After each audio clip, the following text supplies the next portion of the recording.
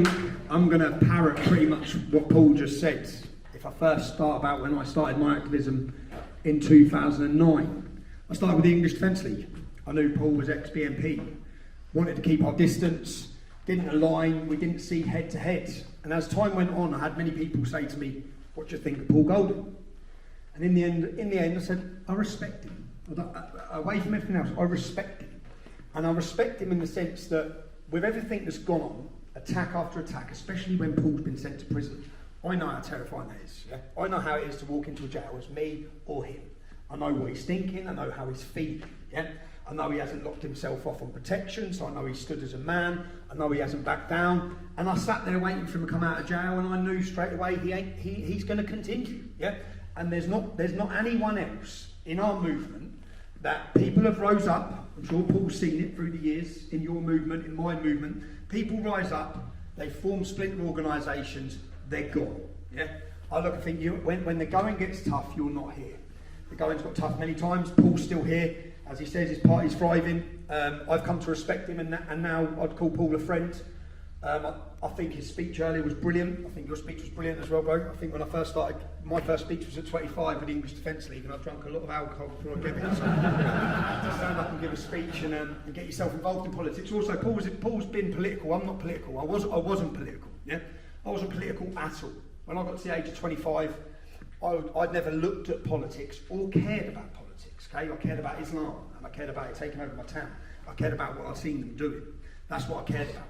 Paul's always been heavily involved in politics, a lot more political than me, a lot more versed on all levels of politics. As I said, what I honed in on Islam. So, as I'm here today, I only landed back in the UK last night. So, I've got my son with me. I only landed back in the UK last night, and I want to speak about grooming. Well, I'll speak about grooming. We've done a lot of certainly touched me, because when you see the faces, especially of Charlene, knowing her mum and sister are sat behind us, when you see any of these children, and that's what really hit it for me when I started the English Defence League, is meeting the mums or meeting the families. And then it's no longer just a bit of writing in the paper that says 1,400 girls. It's the mum you know, it's Karen, it's this person, it's the families you've met who have been devastated by these gangs that have been allowed to operate. So I've done a 5-part series. I'm about to do episode 6, or I was about to do episode 6. I obviously give a date for an Oldham demonstration, which I've cancelled.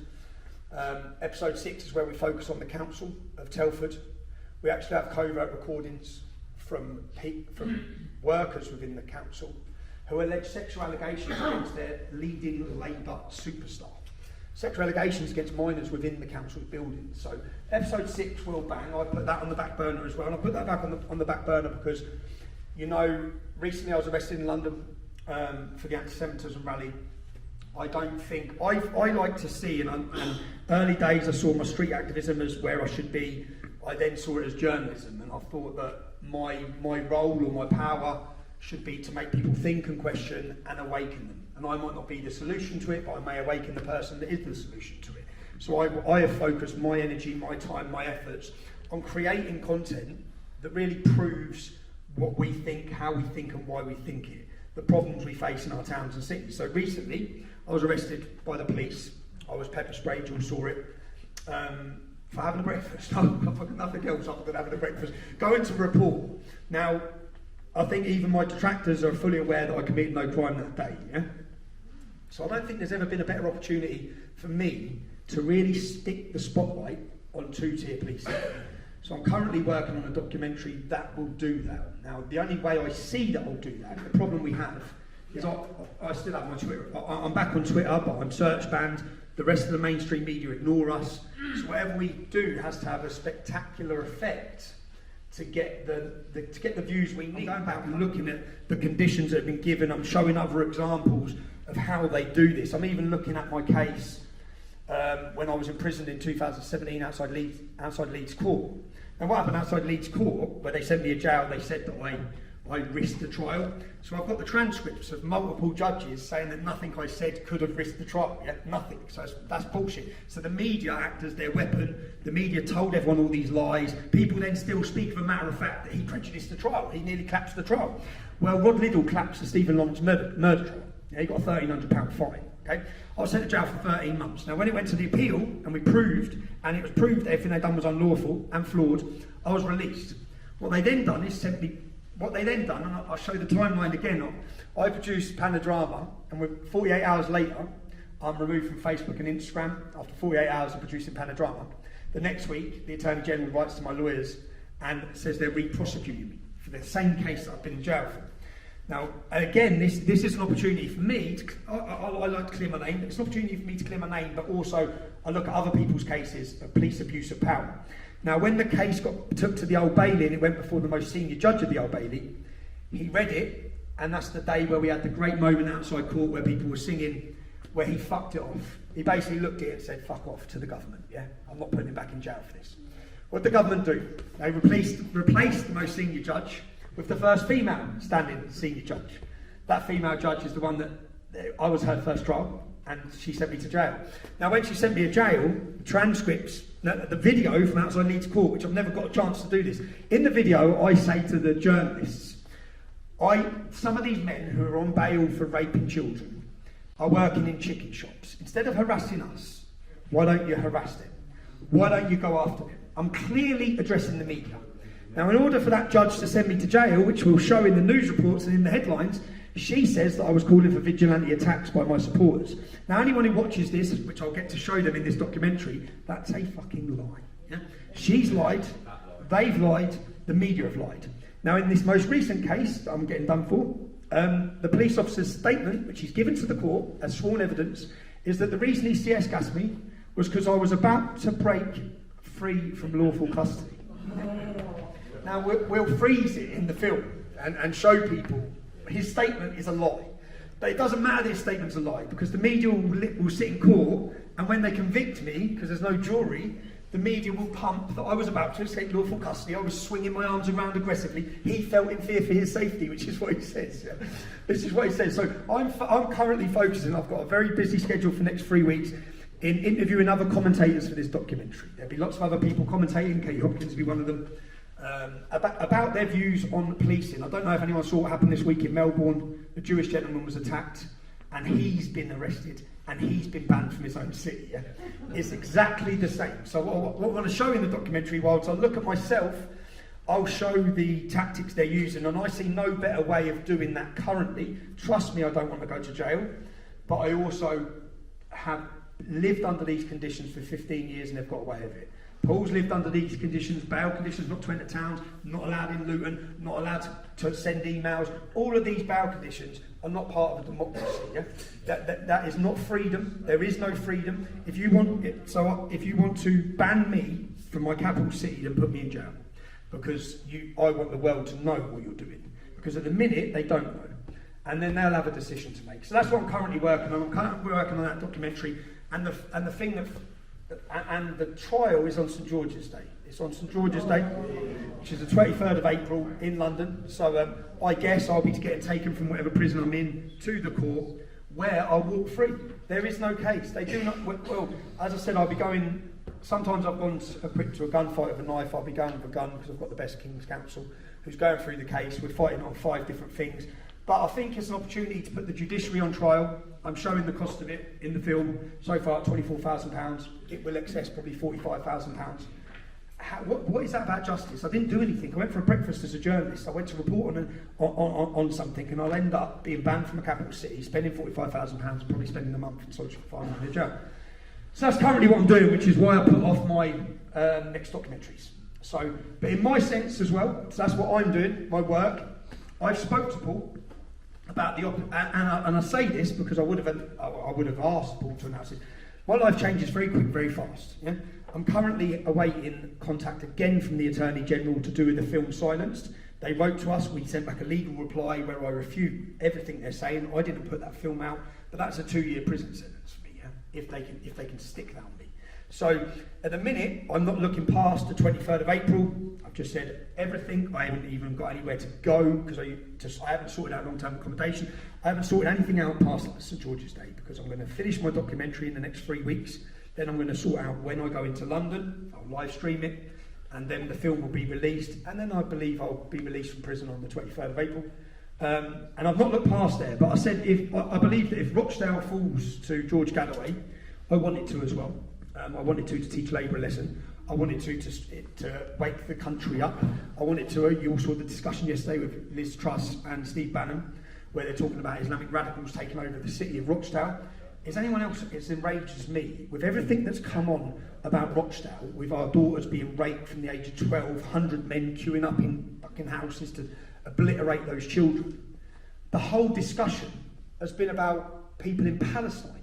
This whole election campaign of Rochdale is about the sons and daughters of Palestine, not the sons and daughters of Rochdale. Not what's good for the people of Rochdale. So I've said to Paul that if they take Rochdale, that the possibility of Rochdale or the possibility of Telford, that come the general election in November, I may well wish to throw myself into the arena to cause some fireworks. I think if nothing else, it will cause some fireworks.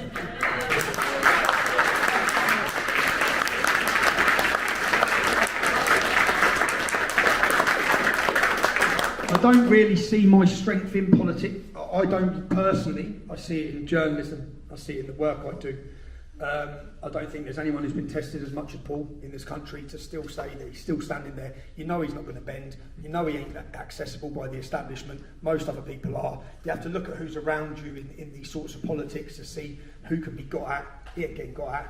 I think everyone knows that. I agree with his analysis on the situation of the Tory party, and I agree on the situation that I don't think Reform can go in and win Labour strongholds. With Richard Tice as a leader. I don't think they can. I think I could. I think that Paul Golding could. I think we could electrify the working class who have been betrayed and betrayed and betrayed, and who are going to get angrier and angrier and angrier. And unfortunately, the problem has to get so bad, and it does have to get so bad. I want the Tory party to be obliterated. Yeah, they need to be obliterated. Okay, the country.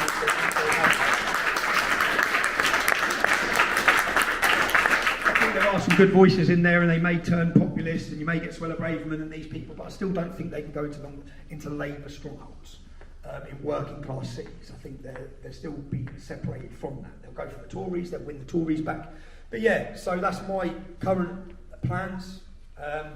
Where I'm at, I want to congratulate Paul, I want to congratulate all of you on your activism. I know how hard it is. I stood for 4 weeks. I don't know how you do it yet. Because I stood for that 4 week. I said to Paul, I don't know how you do it. Because I manage my life now by separating, by just going mad, which I'm doing now for 3 weeks, and then I'll pull myself out for 10 days. Yeah? And I'll go away and I'll have a week myself. But I just said to him, he's every day, which I was a bit like that with the English Defence League, but I had to separate the two to have a family. I've got 3 kids, I've got, and I need my sanity. But yeah, congratulate the work, and I think it's going to be a very eventful year for all of us. I said I'm going to have eventful 4 weeks in the next 4 weeks. I'd like to see as many of you as when I come out of court on the 23rd of April.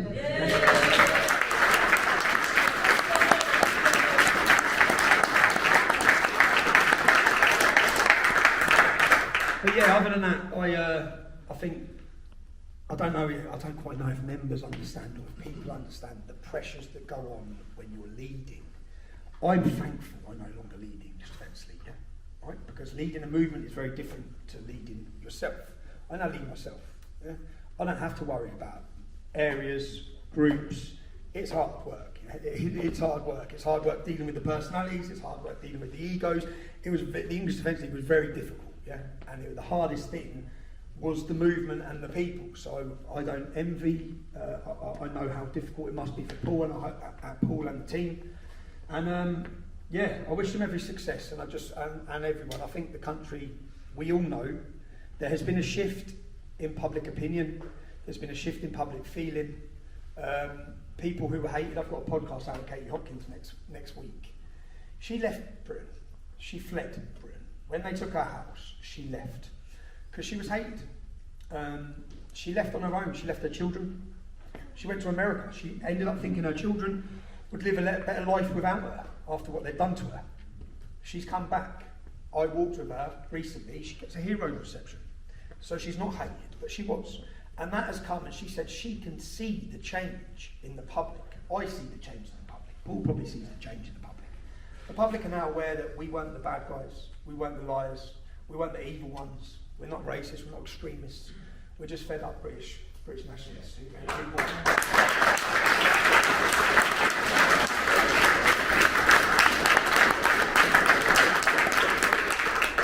And yeah, other than that, congratulations on a great conference, Paul. I thank you for inviting me to speak here. I wish you every luck, and as I said, I look forward to working with Paul, hopefully, see what comes off after April, and yeah, thanks.